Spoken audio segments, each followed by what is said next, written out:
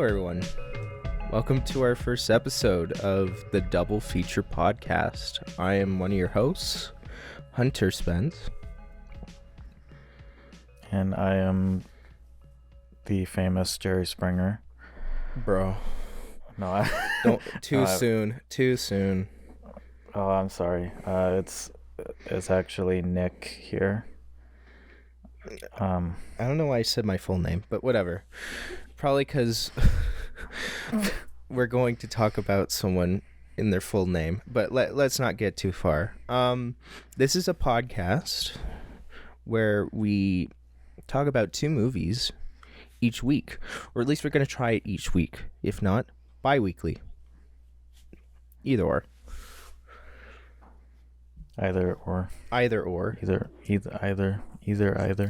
can say either or. I can? All right, good.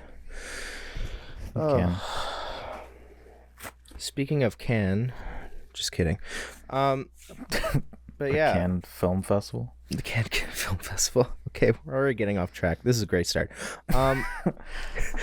Yeah. We have two really interesting movies coming up. One is considered one of the greatest movies ever made. It is, if I remember correctly, it is number 8 on the top 250 on Letterboxd. It has 100% on Rotten Tomatoes. It's it's huge. A lot of people praise it for sure. And then we have a Hollywood remake, which isn't that Okay. It isn't that bad though. But we'll talk about that later on. But right now, since we're a film podcast, I feel it's only appropriate that we bring up some industry related news. Don't you think? Yeah, like the tragic passing of Jerry Springer. The once mayor of Connecticut. Yeah, I don't remember when he passed, but it was this week. Jerry Springer, the host of the world-renowned Jerry Springer Show, and once mayor of Connecticut, has passed away. I'm not gonna lie. I thought it was in March that he passed. Really? Hold on. Yeah. I don't actually know. No, April 27th. Oh no. That was like 4 days ago. Yeah, we're recording this on a Sunday, and yeah, passed away 4 days ago in Chicago, Illinois. Look at that beautiful face. I have a tab open on Jerry Springer. Yeah. I wouldn't describe it as beautiful, but No. you know. And that's how I would describe his show. Very not beautiful. But he was definitely one of the pioneers of trash TV, that's for sure. me and Nick one day were just watching. We were on Pluto TV, and we were just watching that one channel. I think it's called Nosy or something, and it just showed back to back Jerry Springer episodes, and It was like it was surreal. it was like turning the TV on in the 90s all over again. In a trailer surreal. In a trailer park. In a trailer park, yeah. Yeah, it was such a disgusting show, but it's like I kind of get the appeal though. It's just something you just can't look away from at all. It's Yeah, for sure. I think there's a reason why there's so many of those stupid shows. it's insane.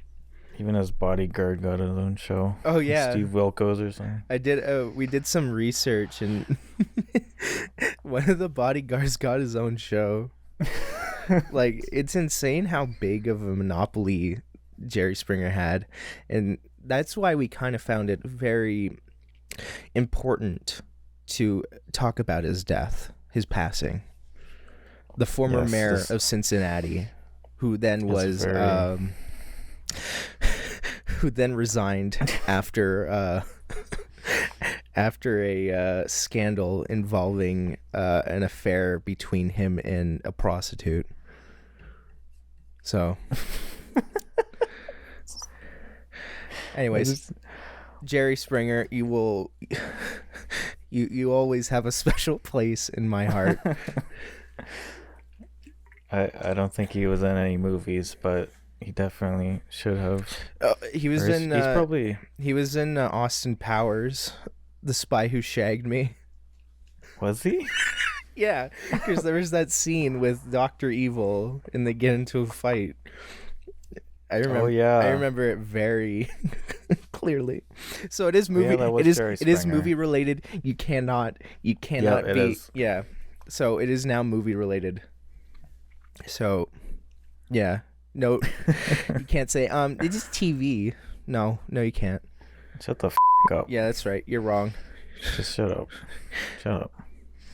Speaking of wrong, the Mario Brothers broke the $1 billion barrier apparently in the box office. Did you see it? That's kind of a huge milestone for like video game movies, isn't it? Yeah, definitely, for sure. I mean, it's I think it's something that video game movies definitely struggled with, but like it seems like 2023 is like the year for video game related projects like finally succeeding. Yeah, like Tetris and Tetris was the first one that came out. The first one I thought it was The Last of Us, but all right. I guess we'll go with Tetris. But The Last of Us isn't a movie. No, So we okay. can't talk about it on this movie podcast. I'm done. Movie, TV show, the lines are getting blurred nowadays anyways. Yeah. But still, it's a piece of media, video game related, video game adaptation. I'd say it succeeded. Mario Bros. I have my opinions about it, but I found it was a better movie than what Illumination usually makes. And so I hope this is kind of like a message to Illumination saying, hey, like high effort animation and like genuinely fun stories gets you money, you know? Exactly. It's almost like they should have been doing that in the first place. Well, no, Minions went for the win. The Minions. I'm pretty sure Minion that funny. also broke $1 billion. I swear to God, if they're one of the highest earning animated studios, I'm going to jump. I mean, they're up there. Yeah, they are, sadly. You're just gonna jump? Yeah. In excitement. Ah, yes. Speaking of jumping for excitement, our last YMS. Our last tidbit of news is one that I looked at. I remember seeing today before recording, and I am not excited for this at all. There's gonna be a new Twilight series coming out. Oh yeah, I've heard about this. It's I saw it. It was on the Hollywood Reporter. I'm pretty sure. It was like exclusive or whatever. It was an exclusive.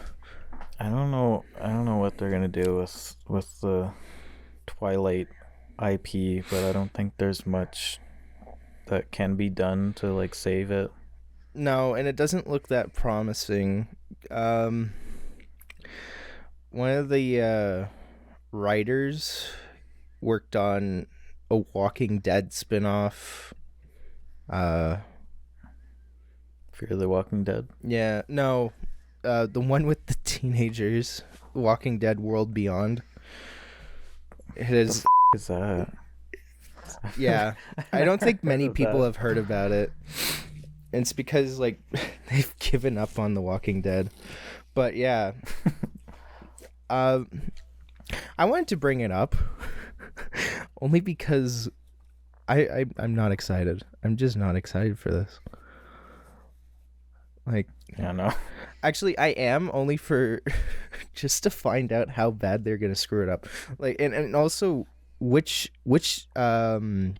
network is gonna pick it up, because apparently, this is from the article I'm reading. The series, it's still in its infancy and does not yet have a network platform. As sources say, the studio, which controls the rest of the franchise, planned to lead the development on the project before shopping the rights to the package. So that means like the area of quality is still not like known, if you know what I mean. Like, we don't know if it's going to be a high budget streaming service like Netflix or HBO Max sort of thing, or if it's just going to be a CW type show, which I mean, I'm leaning towards CW to be honest. I think CW would definitely pick it up. I'm thinking it seems like Netflix will pick it up, or CW.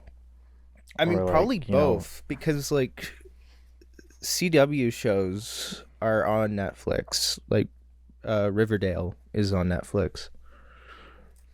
Mm-hmm. So, I mean, didn't CW make like Teen Wolf and stuff like that? Which, yeah, I mean, it's basically like a Twilight ripoff, anyways. Or I mean, I'm gonna piss off all the Teen Wolf fans, but you know. yeah. Teen Wolf is based off of the movie with Michael J. Fox. It's just a grittier version of it. But like, is it really? Yeah. I thought they were two different things. I think so. Yeah. No, yeah. It does have that sort of Twilight edge to it though. Yeah, it's like the same homework assignment, I guess. I don't know. Yeah, basically Teen Wolf copied off of Twilight. They both got a failing grade though, so yeah. But you know what didn't have any failing grades? I need to stop with these transitions. In film school. Ew. Oh yeah, me at film school as well. I didn't. Thank God. But also, the films that we've watched this week. Quite a long break. I'm sorry. But yeah. Well, I think I don't know if we mentioned it in this recording, but we watched Seven Samurai and the adaptation of it, Magnificent Seven. But we also watch other movies. Yep, that's right. We're not getting to the movies yet. Haha, you thought we were April gonna... Fools got him. Ha. We got you. No, I did want to mention a few movies that I've watched this week. And if you wanted to see for yourselves, you can just go check out our Letterboxd accounts. They're linked in the description of each episode. If you're watching this on YouTube or listening on Spotify, our links would be right there. Wow, you have a Letterboxd account? I know. It's Wait, so. I have a. I have one too. You have one. I made it for you last night. Oh, I don't remember that. I must have been passed out drunk. Yeah, I had to step over many bottles to get your phone. But anyway, You know my password. It doesn't matter. Anyway, so yeah, I wanted to talk about a few movies I watched this week, because I did like a few of them. Most of them were rewatches, but yeah, I liked a few of them. I rewatched Mad Max Fury Road. Uh, you've watched that, right, Nick? No. No? Oh, great. Well, I've seen the original Mad Max, so this doesn't help me out here. it's not that good. It's not I haven't good. watched that. Oh, great. This is a great start. I would not recommend. Bruh. No, but Mad Max Fury Road. I watched it again because I got recommended a lot of YouTube videos on like how great it is. You know, shout out to Cinema Wins and also the Blank Check podcast. That's where I listened to one of their episodes involving Mad Max Fury Road, and I was like, and I just thought to myself, I need to watch this again, and so I did. And yeah, it's probably one of the best action movies of last decade. Just I wouldn't doubt it. It looks awesome. yeah, it's just fun. It's a story that's just there, and you're just there for the ride. Everything makes sense, is dumb, but it's just fun. It's fun. Fun. Another movie that, in my opinion, was dumb fun, and it's a new movie I watched, Piranha 3D. It's not really a good movie, but I thought it would be worse than it was. But it very much tries to replicate the B movie sort of atmosphere of the two first Piranha movies, where I have sorry, go ahead. oh yeah, it's just like, you know, the whole female nudity, haha, boobs, butts, and then gore, violence, you know, that sort of course, grindhouse attitude, and I think it works. It's funny. It's supposed to be funny, but it's also really disturbing at some parts. I won't spoil a lot of it, but there is a scene where, like, there are a few scenes where people get their face ripped off and you can see their skeleton with eyes, like their eyes still intact, and it's so gory and disturbing. But also kind of funny, I guess. It's a weird mix of tones, but it kind of works. It's still bad, but it kind of works. That's crazy. Yeah. I have kind of a funny little tidbit about this movie. Yeah. You know, I'm kind of like at the end of like Gen Z. So I did grow up with going to Blockbuster, Yeah. like renting movies and stuff. Yeah. But like, I just remember seeing, you know, movies like this. They're trying to copy the poster of Jaws. Oh yeah. With like, you know, like Yeah. the lady like sunbathing or whatever on the water. Sunbathing, skinny dipping, and then there's something under the water. Yeah. Sort of thing. Yeah. Yeah, those movies were everywhere in Blockbuster when I was growing up. I remember seeing those as well. I forget, like the most famous one is Tremors, but that is a good movie. Tremors. Yeah. Please tell me you know Tremors. I think I've heard of it. It's got Kevin Bacon. It's a great movie. But yeah. What did you watch? I watched Rob Zombie's movie. Which one? House of a Thousand Corpses. Yeah. Oh yeah. So I'm like a big fan of Rob Zombie. I'm like a metalhead all the way. So I thought, you know, why not watches movies, right? Yeah. And Didn't really like this one. yeah.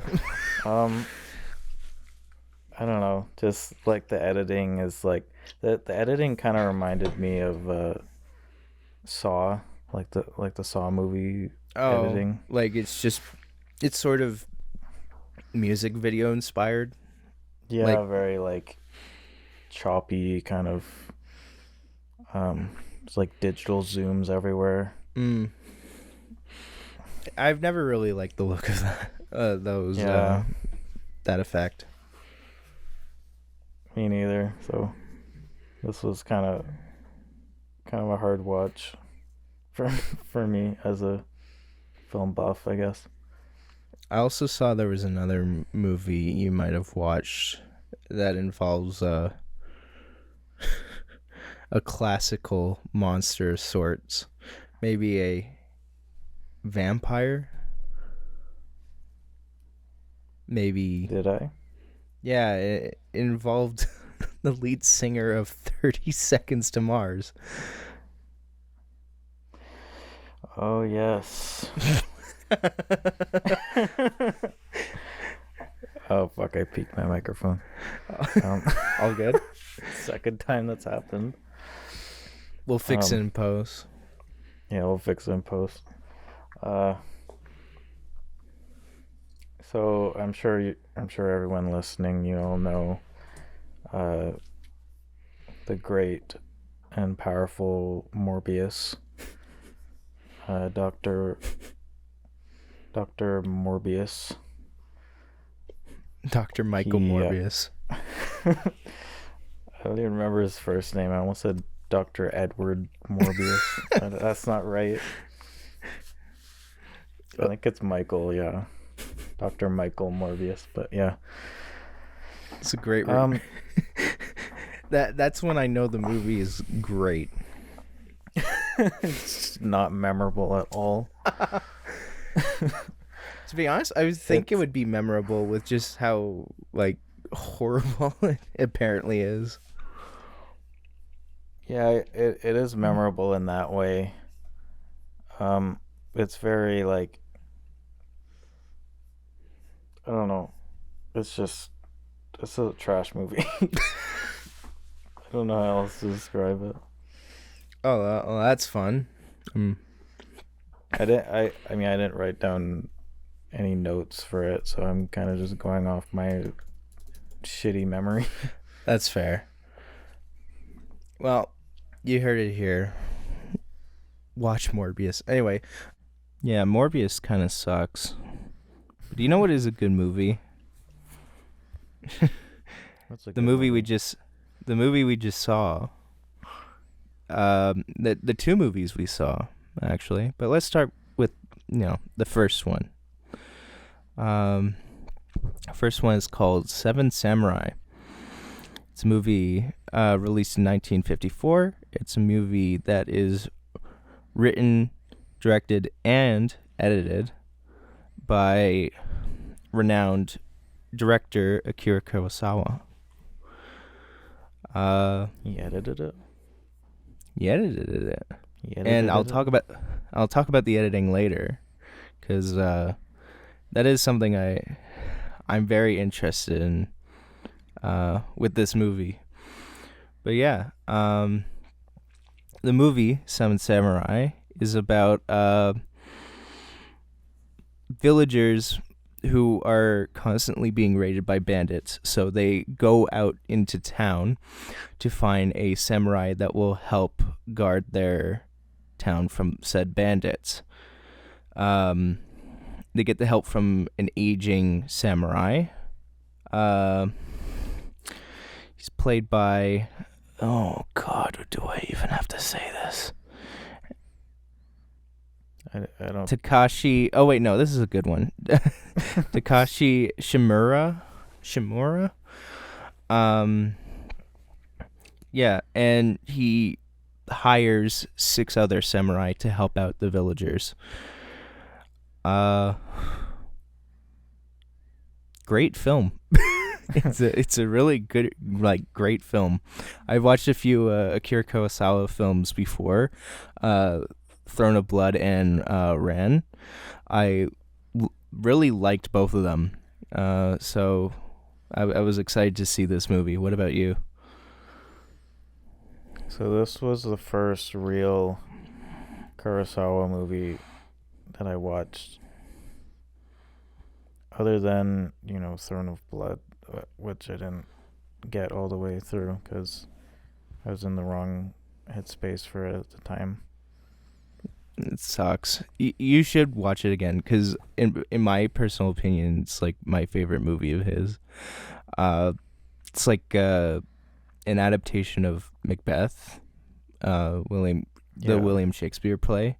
I remember I watched. I didn't like this version, but it's like from the director of Assassin's Creed. That movie. Oh, Speaking I of know like the movie. video game movies, yeah.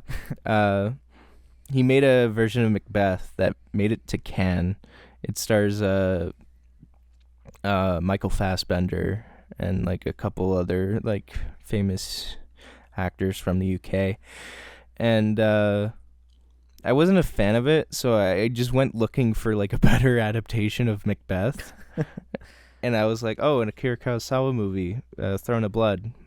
It's apparently based off of it, and I've been meaning to watch some of his movies, so since I had the wonderful streaming service that is the Criterion Channel, I watched it, and I fell in love with it. Yeah, I mean, Yeah. just from like the 30 minutes, the first like 30 minutes I watched of it, it's really great.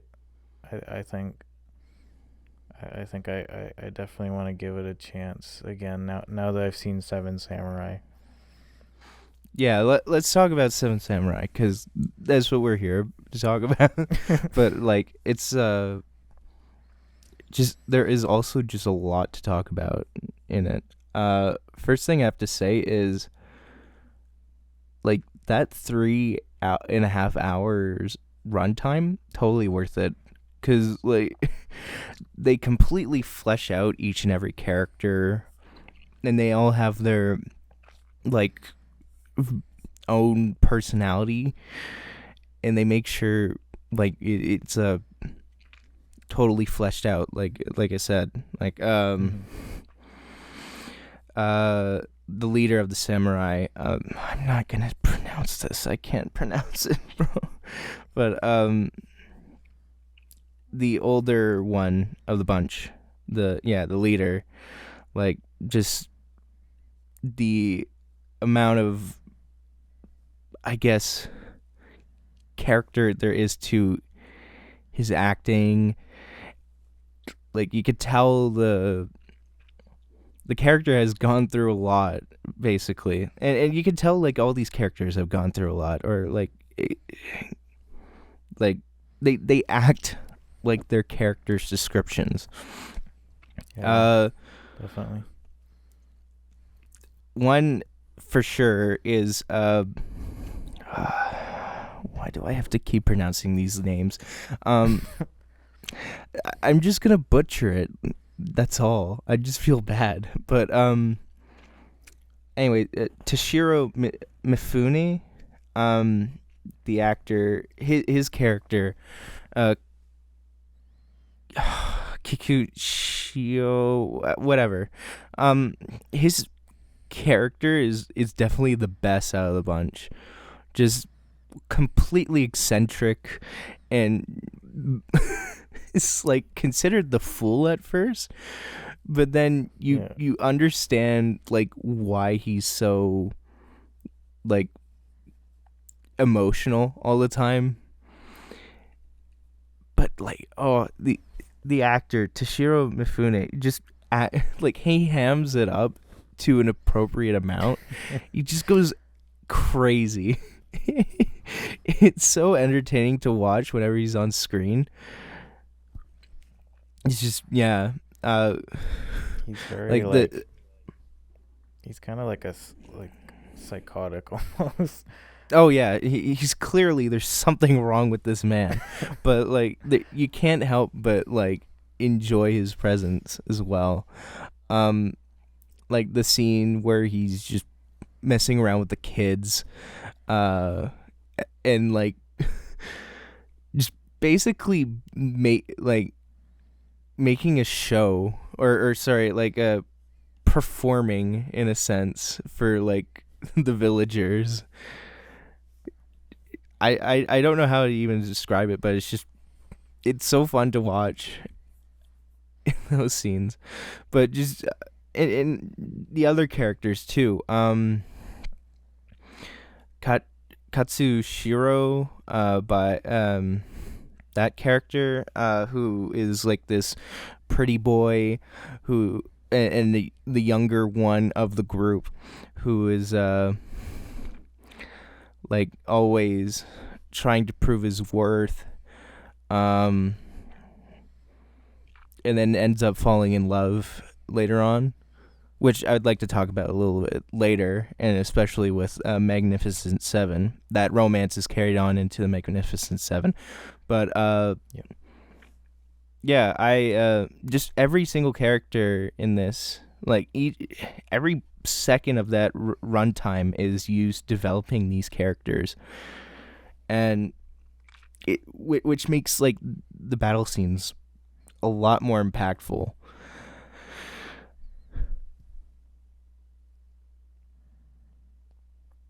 What do you think? Yeah, no, I think there's a lot of energy to this film.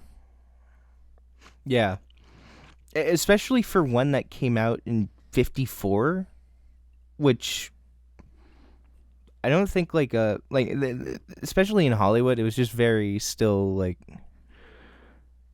I don't know. It was still very like, I wouldn't say stale, but not very special in terms of filmmaking techniques. It was just a lot of sound stages, and when there would be these great battles, it would just be like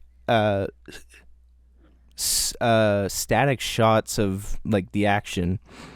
But in this in Seven Samurai, the energy of each like battle sequence is very strong, especially when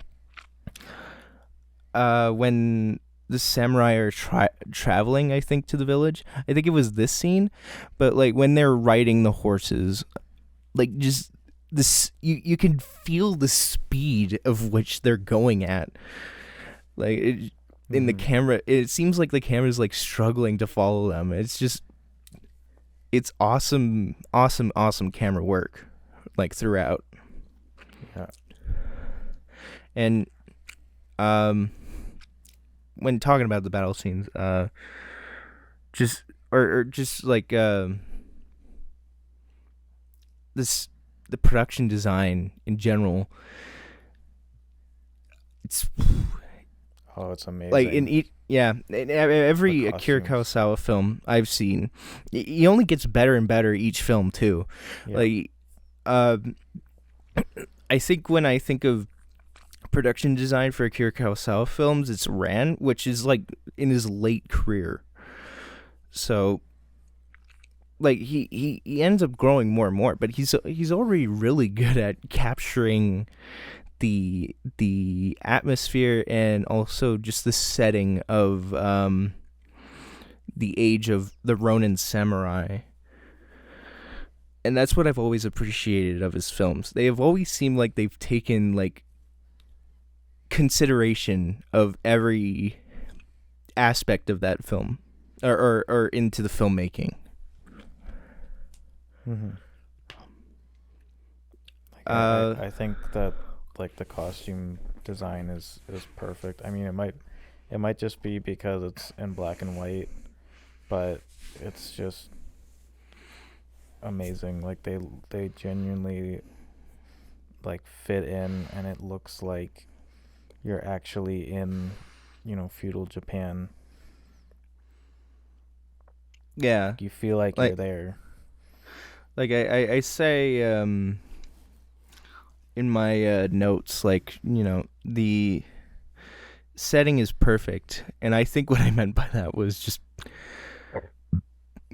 just the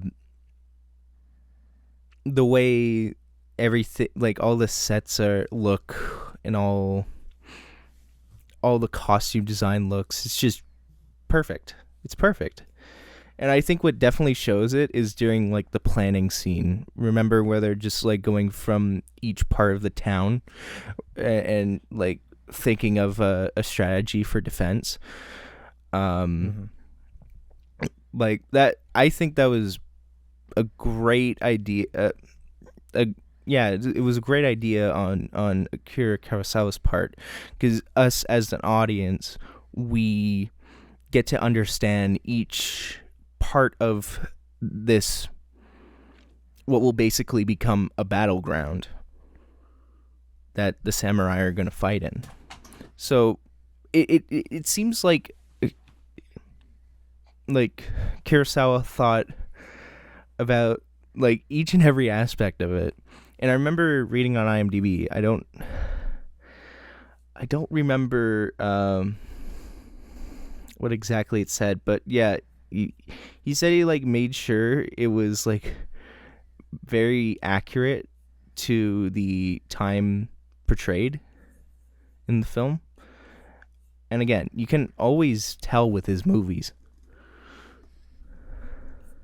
Yeah, it definitely shown through for this one.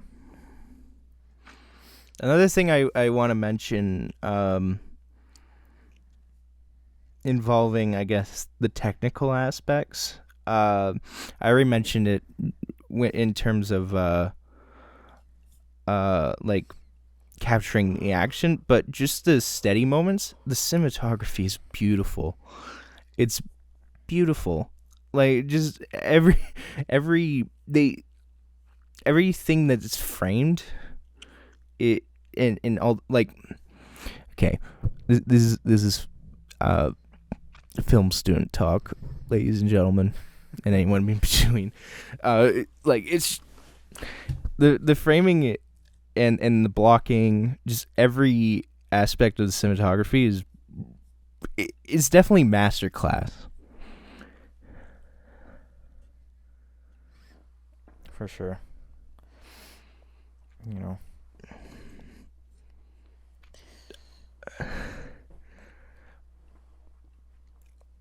What did you like? What other aspects did you like about the film? Because I've been talking quite a bit.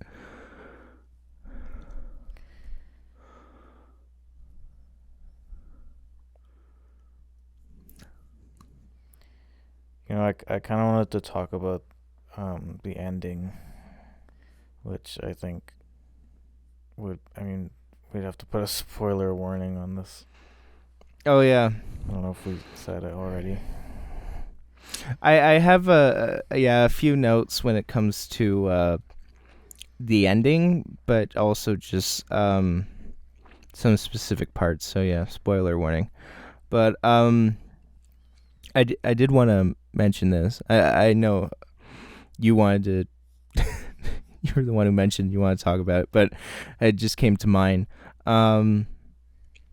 Some of the deaths in this movie kind of sudden, in my opinion.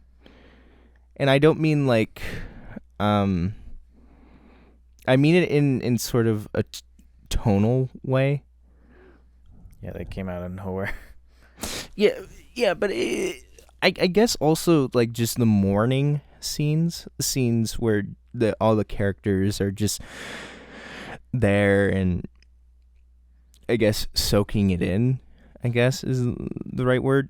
Yeah, like the graves, how they're like, you know, on the hill or whatever. Yeah, I don't know. I didn't. It was a very memorable shot for me. Oh yeah, I'm not. I'm definitely not discrediting like the way these scenes are made, but in my opinion, they were kind of too not sudden. I don't want to keep using the word sudden, but just like they weren't as emotional as I wanted them to be. I think that that's kind of what I was trying to get at. Is like, you know, when the first death, which was Heihachi, who was like, and it should be a little bit emotional because Heihachi was like the very charming one, the one that was like the most charismatic out of the bunch and was like really nice. Like when his life goes short, I don't know. I didn't feel as much of an impact. That might have been just me in when I was watching it, but I don't know. I wish I felt the impact a little bit more. Yeah, about it. I can kind of agree with that sentiment. Like I think I get the point of it, which is like, you know, there's still a battle to be fought. Can't really focus on this at the moment. And like we focus it later on in the end. Yeah. But still, I don't know. That is my personal opinion because like you have 3.5 hours to show all this stuff. I felt like you could have spent more of that time with these characters who we've learned to grow to like, or ones that we do like and have grown to like them even more. But yeah, the general ending of the film, with the 3 remaining samurai looking up at basically the burial ground of the 4 fallen samurai.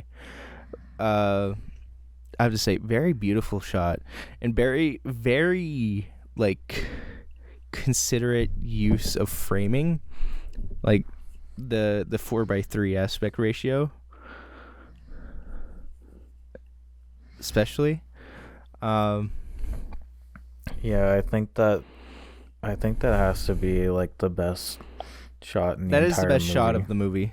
That is the best shot of the entire movie right there. But yeah, and also just but the samurai, I think basically realizing that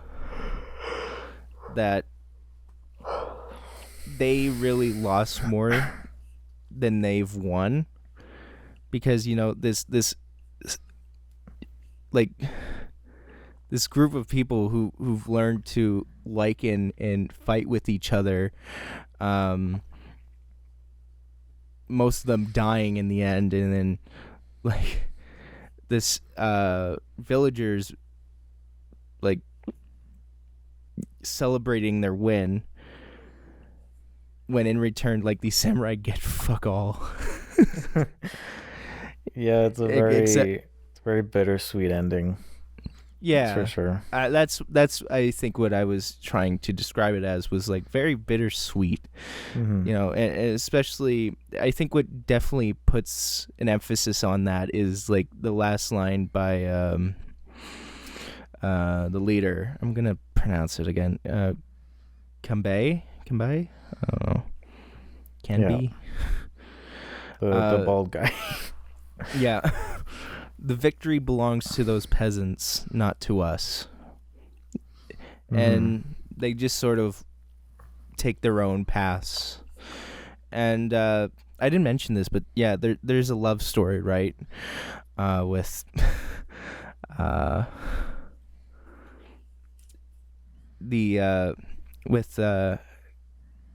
Katsushiro and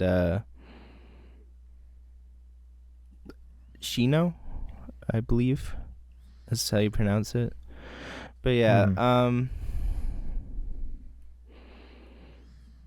what did you think of that romance? I think I'm just gonna What do you think of the romance in that movie? In the movie, I didn't I didn't really think it was necessary, didn't think it was.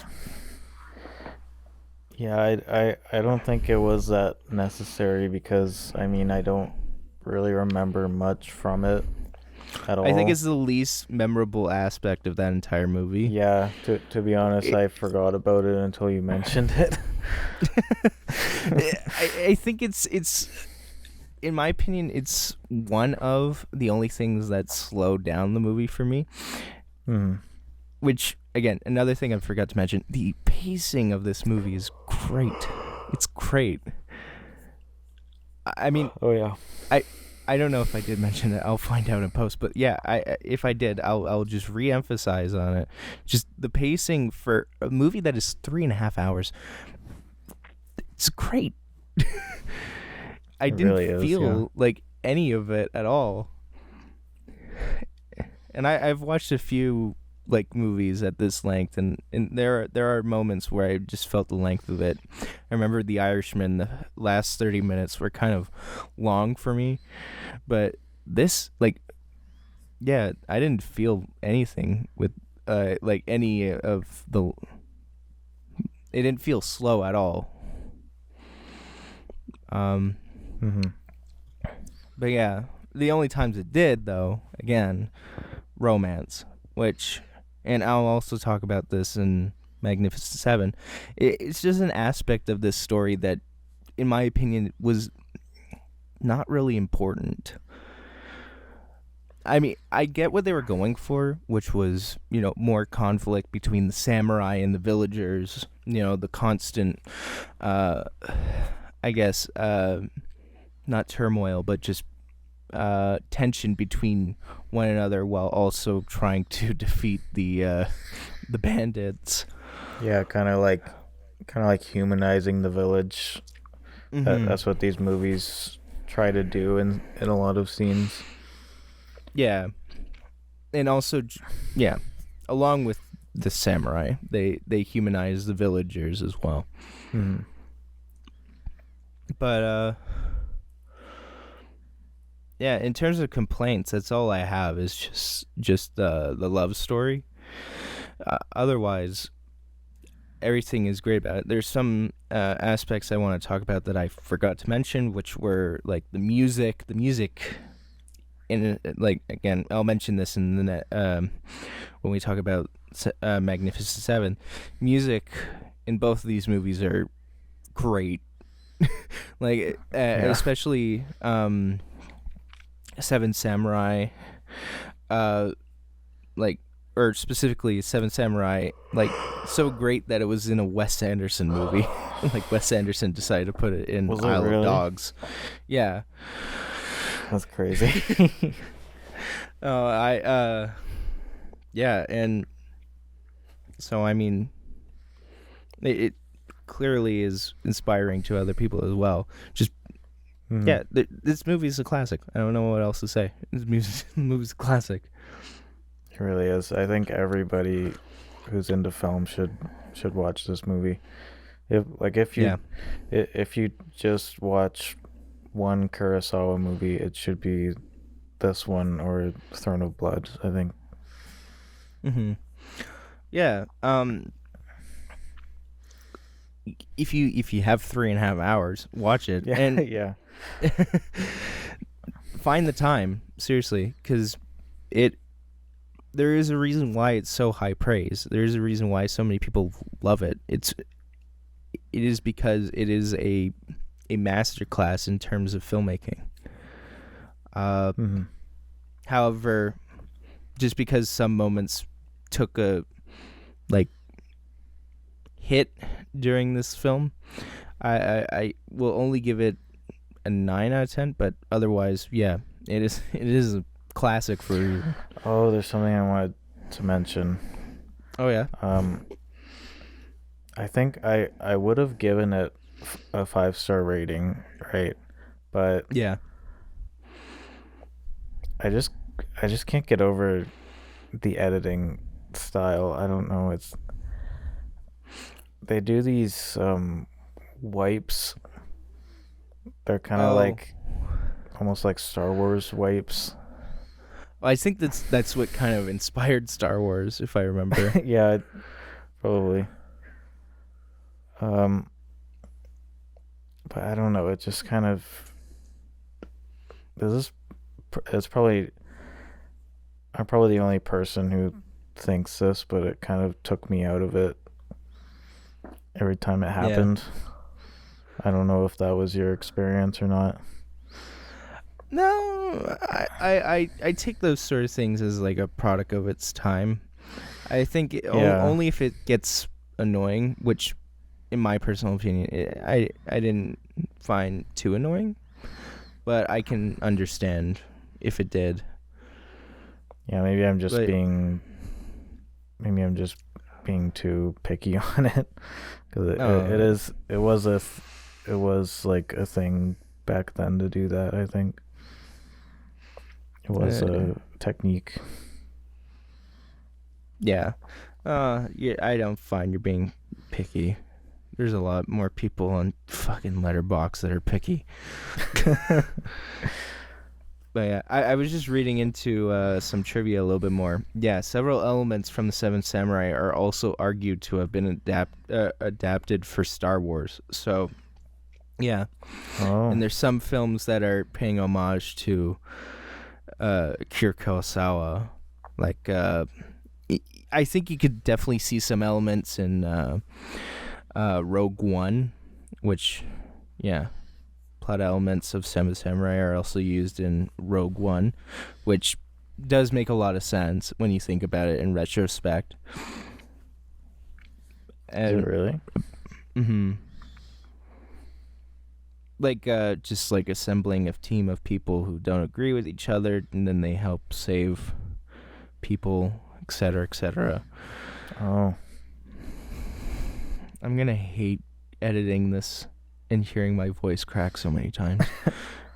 But yeah, and also apparently this is touted as what made the, quote, assembling the team trope popular in movies and other media, according to Wikipedia.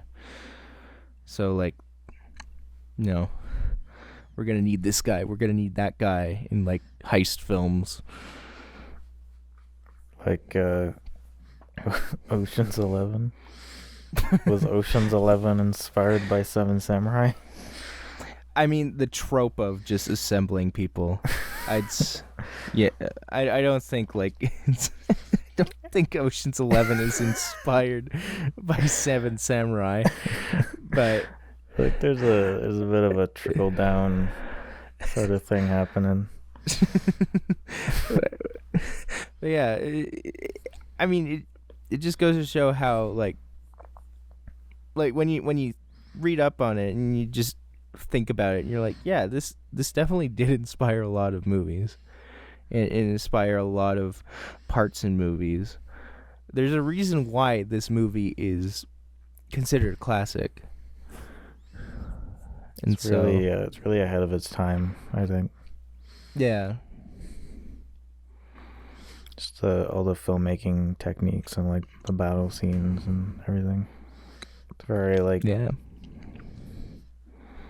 I mean Kurosawa was inspired by a lot of westerns, so the battle scenes in Seven Samurai do feel like western sort of horse battles and people flying off horses and like there's horses getting shot or something, or well not. Yeah.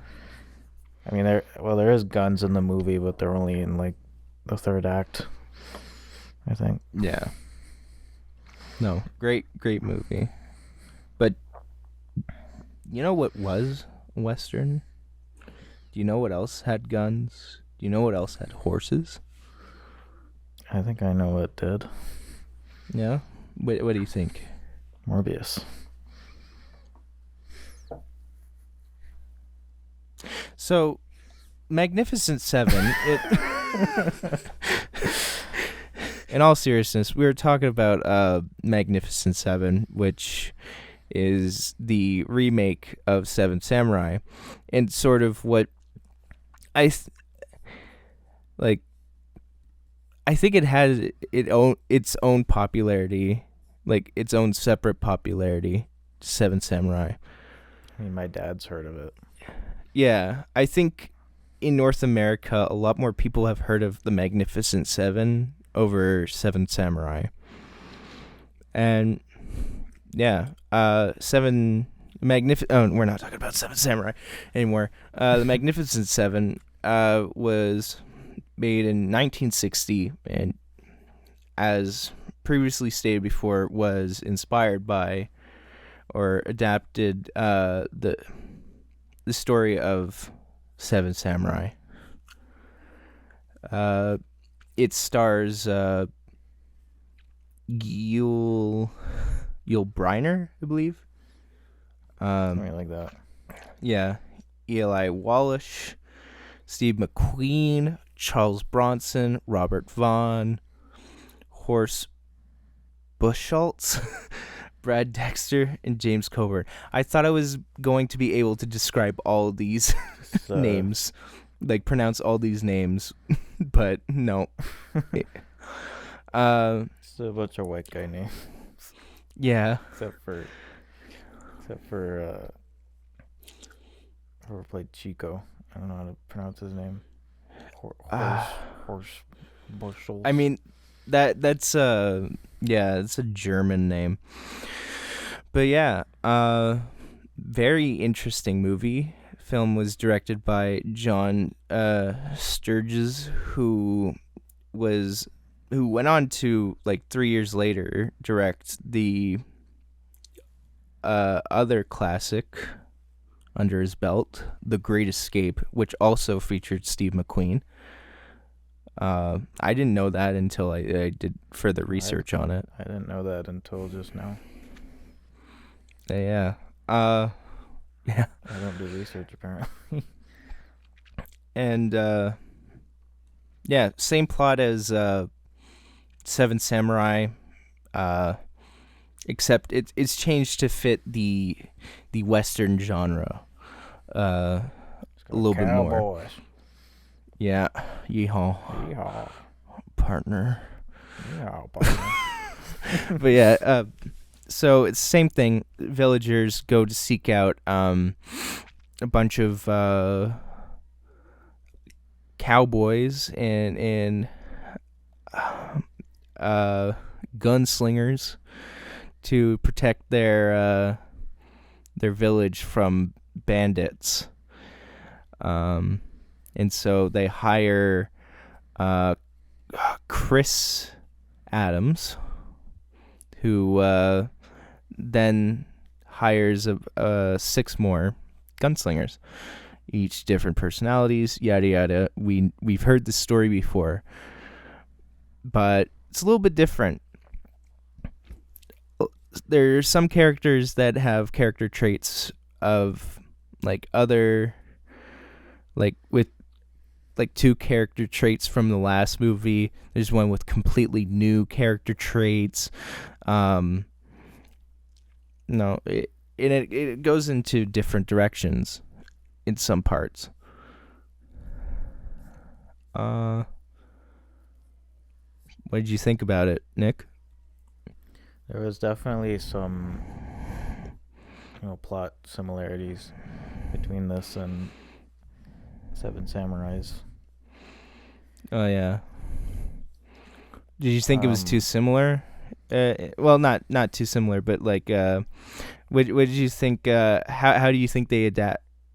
Like, what are your thoughts on how they adapted it, and how they changed it to fit the Western genre? I thought it was a really good adaptation. Yeah, I think for what it was, for, I guess a movie that is 2 hours instead of 3.5 hours, like, they condensed it down into a reasonable amount. Although I think it loses some of its some of what makes the original plot special. But I did interrupt you. My bad. Well, what do you think they cut out, or what made the Like, plot special there, that they cut out? There was a lot of character moments that were cut out, or just completely left out. There was the, I guess, I have to go back to my notes because I don't know how to pronounce the name. Like the characterization of Heihachi is completely gone. There isn't really someone that is like the charming one or the like nicer one of the group. They're all really just mean, I guess, but like just regular Western mean, where just they don't have much care for anyone. They just care to do their job. They just want money. Mm-hmm. That's a big thing. That's a big sort of theme in this movie. Like, kind of like people's kind of are in for the money, but then as soon as they get to the village, they start to sort of grow attached to the villagers, and they think like, oh, why am I going to turn my back on these people for money? Mm-hmm. Or why am I going to do this for money? Yeah. I think what I was worried about with the Western genre was like some of the plot points in it, because in the original, the samurai are paid in a meal instead of any money, and I was afraid this was gonna happen in this movie, which, yeah, they sort of went the same way, which in my opinion wouldn't make a lot of sense.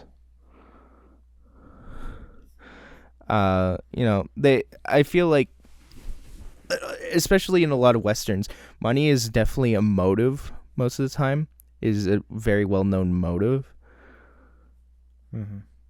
So, I don't know. I feel like if I were a gunslinger in the West, I'd make sure I get paid.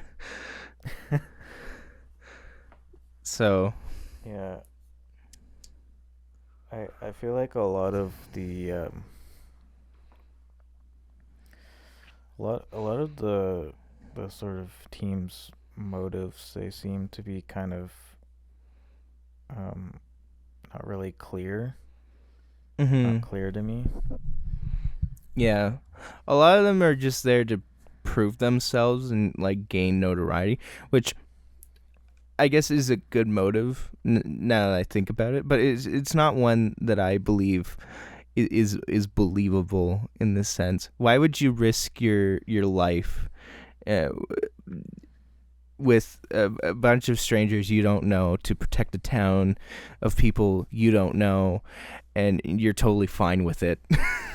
I don't know. It's just that's one of the aspects from the original that doesn't make as much sense in this one, because in Seven Samurai, the samurai, they have a code of honor with like, but with like a Western genre in like the Magnificent Seven, it's like the complete opposite. There's no code of honor. In fact, there's like little, like it's the outlaws. They're outlaws. I don't know.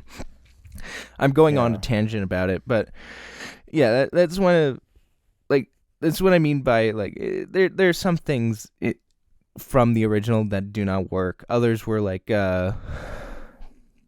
well, there's one aspect that I didn't want them to bring over, but they did. And that's the love story. God. It's worse in this one. I gotta be honest, it's kind of worse in this one, the love story.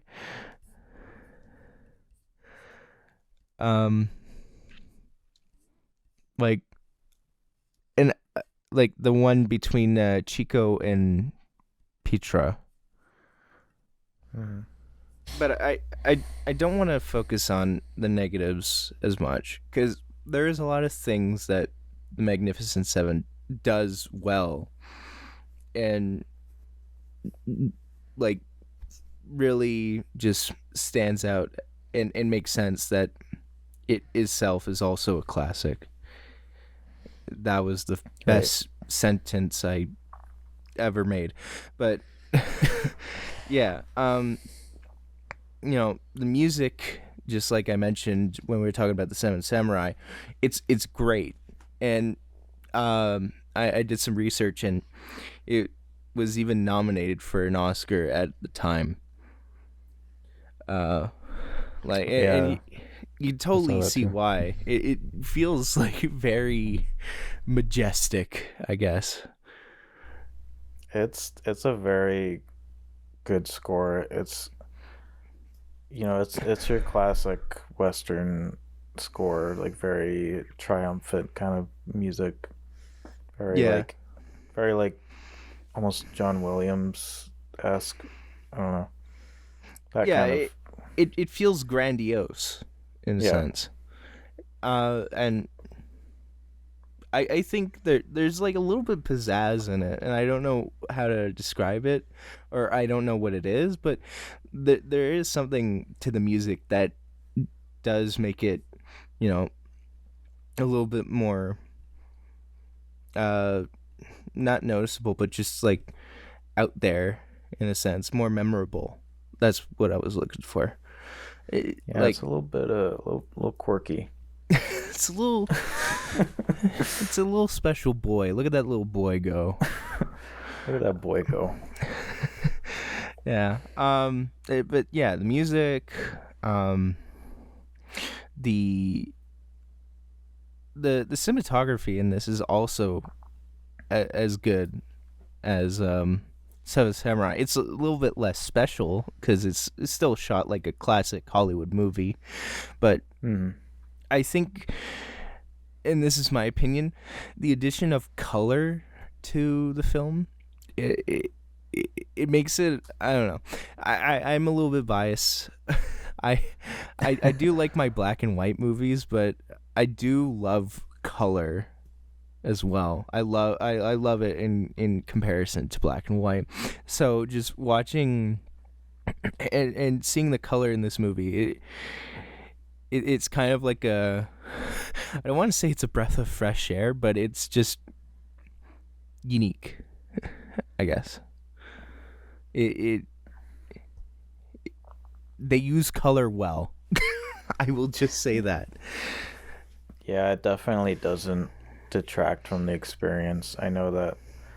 Um, I mean, going from Seven Samurai, which is 4:3 and black and white, to like a widescreen picture with color, it's pretty jarring, and it almost makes you appreciate the colors more and the sort of Mhm. widescreen format.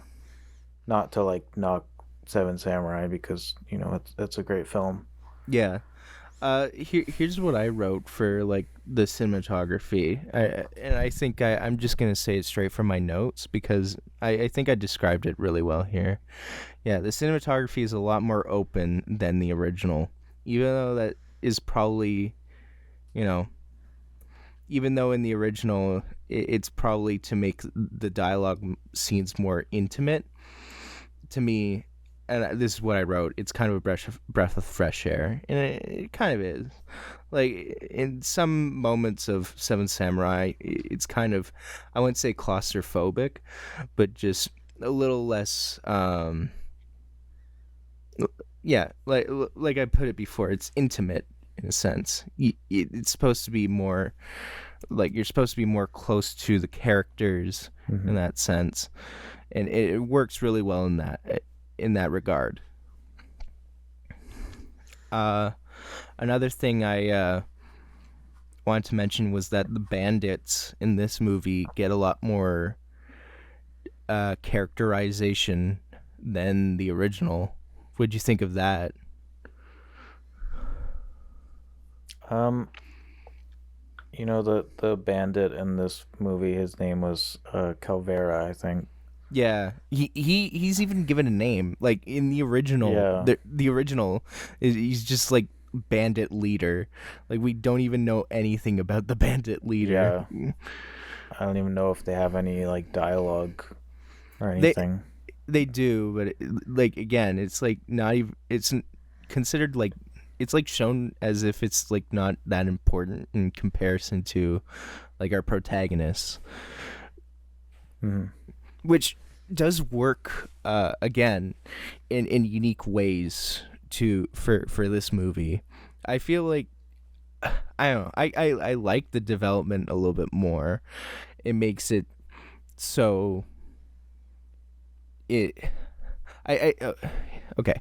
I think both of these movies have different objectives when it comes to characters. I think Seven Samurai, Hmm. like clearly main focus, like the samurai, what they're like, what makes them tick, what their specialty is, why they're in this group. That definitely lacks in the Magnificent Seven, but here we find out about the threat. We get to understand, like the threat a little bit more. They have more of a character. Um, yeah, I think it's to fit like into the Hollywood sort of I guess storytelling where we have the clear protagonist and the clear bad guy. Um yeah. I did want to mention though that the person that plays Calvera, Eli Wallach, he would go on a few years later to play Tuco in The Good and the Bad, the Ugly. Which Tuco, the character, is considered the ugly, which may or may not be politically well. Yeah, Like racist. yeah. Well, because he's Mexican. He's like the only Mexican. I mean, Oh, at least no. he's not the bad, I guess. I don't know. But yeah. But like speaking of yeah, that is a good topic to keep going on is like political correctness. This is a very liberal film for 1960. I'd say cuz like I don't know. You mean None like of in the way it kind of handles law enforcement?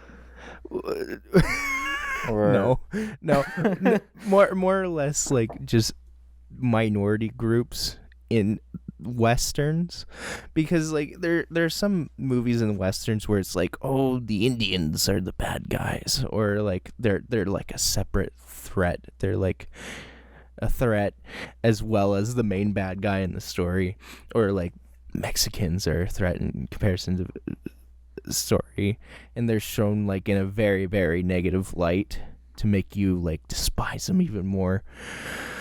But in this movie there's like a clear threat. It's the bandits, but like it's not because of like the bandits are Mexican in the film, but the villagers that they're protecting are also Mexican. oh, That's how I sort of imagine it. And also yeah. like it doesn't they portray like the seven as like they don't portray him with any like prejudice at all. Like the first mission that the main character Chris and also Steve McQueen's character, his name is slipping my head. Hold on. Vin Tanner, Chris Adams. They're transporting a dead body to a cemetery, but the town doesn't want this body buried there because he's an Injun, as said in the movie. And so like even like these two characters don't even care about the color of their skin. They just, they care that they're buried, or they just take the job either way, and they fight against like these Angry villagers. like yeah, the people of the town, the townspeople who are like Yeah. very prejudiced. So They're like yelling from their windows. They're like, mhm. like Oh yeah, I wrote down the note where like one of them just yells out "Engine lovers," and like and Chris just says, "Don't worry, it's just the wind." They just keep going. So I don't know. That got a laugh out of me. By the way, just for viewers at home, yeah, I am of indigenous ancestry. I know, like, that's the whitest thing to say, but believe I mean it. I really do mean it. I'm not using it as an excuse. I'm just saying, like, I found it funny as someone of that that ethnicity. But yeah. Again, I personally was just surprised because, like, knowing I haven't watched a lot of movies that were like under the 1950s and onwards. I'd consider this 1950s. It's 1960 on the dot. Like, just films from back then. I've just heard like very bad things about it, how like really outdated they could be. But to be honest, it's pretty well aged. That's what I have to say. Yeah, I think it really holds up. I mean, the only thing I can say that hasn't really aged well is that there was a scene with, I don't even know if I should talk about this, but there was a scene where one of the cowboys kind of like spanks a kid for That is a scene I have in my notes. I feel so bad. He like talked bad about his father. I feel bad for laughing at that, but I kind of laughed at it when I watched it. I just said, this is what I have in my notes, that spanking scene, though. Charles Bronson looked like he went on ham on that kid. He went a little bit too hard. Yeah. But yeah. No, I agree with that, but I do have to say, I did say it aged pretty well. One thing that didn't age really well, and also is definitely the weakest point. I did mention it before, but I just want to go back to it. The love, like the romance in this, it's worse than the like original Seven Samurai, in my opinion. Like, I thought it was kind of sweet. I don't know. I felt it was underdeveloped, cause like, yeah, it was. It really was. Like, it feels like they just took like that aspect from Seven Samurai and they took as little as they could to fit the runtime, and because of that, it's not developed as well. And you can tell with one scene, like, objectively. There's a scene I remember writing down about, and it's when Chico and Petra, the two lovers in the movie, they go in, they have a kiss scene, but Petra, the woman in this romance, doesn't say a thing in the entire scene. like she just goes in for the kiss, and then that's it, and then it cuts back, and then they're on their way to get Calvera. But like, it's just so odd. It doesn't work. I guess. Like, I understand it's sweet, and you have that like classic Hollywood like romance part where Chico is going off with the other samurai, or oh my god, the other um spoilers for the end, but like they're going off away from the village now, but then Chico just wants to stay with Petra because he loves her, and Chris is like, go on, kid, in this sort of like head nod, like, go on, See, that was the only like good part about it. Oh yeah, Like that was a good moment, but everything leading up to it wasn't. it didn't good. feel well. Yeah, and because of that, I didn't feel like it was earned that well. Yeah, I can see that. Yeah. There's some other problems with it that I have. Just one more in my that I have to really mention was some scenes didn't make any sense in my opinion. Like they reenact like the musket scene in the Seven Samurai, but this time it's just like snipers, I guess, since they all have guns. But there's like 3 muskets in Seven Samurai, and they go out and they hunt them all down because they're like the most dangerous enemies, basically, because guns. They have swords and arrows compared to guns. A little bit more difficult. But here they just take the time to like develop the characters a little bit more, but in turn it makes the scene a lot less intense. And I think they killed the 3 3 shooters off screen as well. Did they? Like they just mentioned that. They just like, we got him. And I was like, when? I go back. I literally had to rewind. I was like, when did you do that?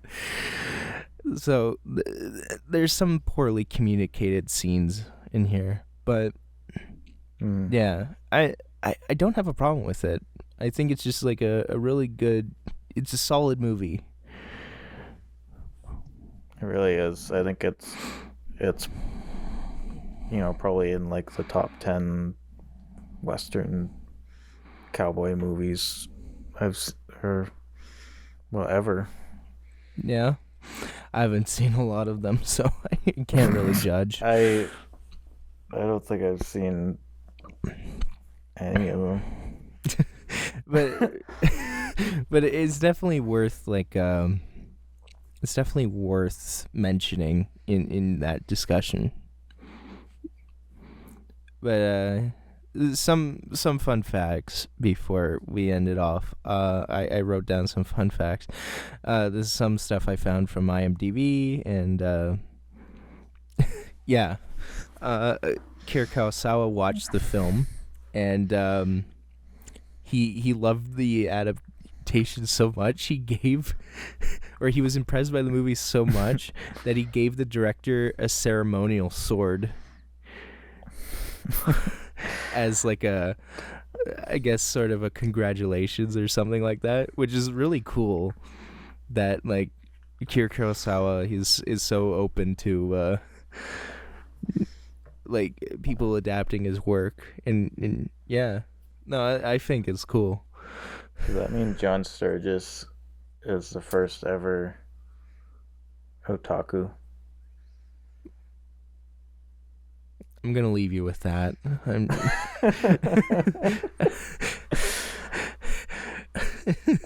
sorry. Let's talk about the next episode now. Wait. I have one more special. Yeah. So Yul Brynner,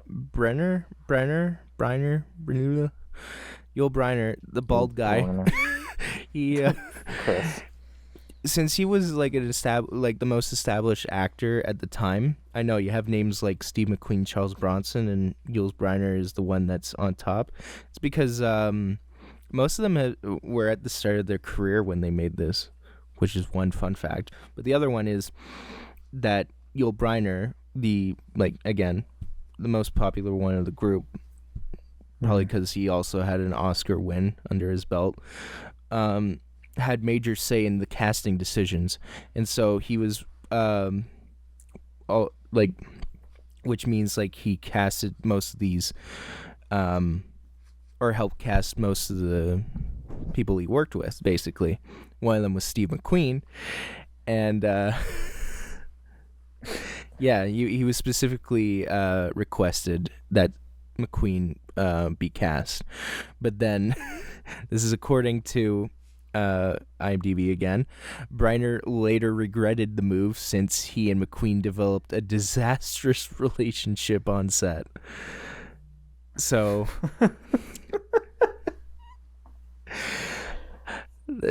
great decision, I guess. I don't know. I mean, yeah. I guess if we didn't have this movie, though, McQueen wouldn't have been such a big name. So thank you to Briner, even though he had to deal with that, I guess. But yeah, that means there was like a lot of one-upsmanship on set as well. So they were like constantly like doing moves during the shootout to like seem all cool and stuff. Like the others actors started participating in it. It's like it was kind of a mess, it sounded like. So that sounds like it was hard for the director. Yeah. It was hard for Mr. Sturgis to direct that. He went on to make another movie with McQueen, so I guess he picked his favorite. I don't know. Yeah. But yeah.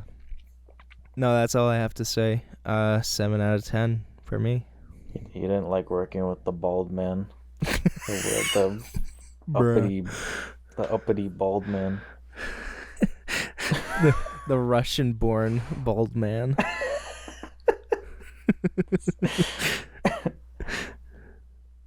I mean, it was just hot off World War II, so. Mm-hmm. Yeah. So yeah, what's your score? Because I just gave mine 7 out of 10.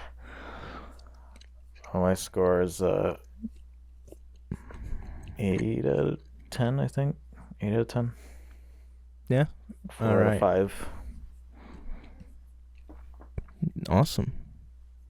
But yeah, I interrupted you. You're going to tell the audience about our next episode. The next episode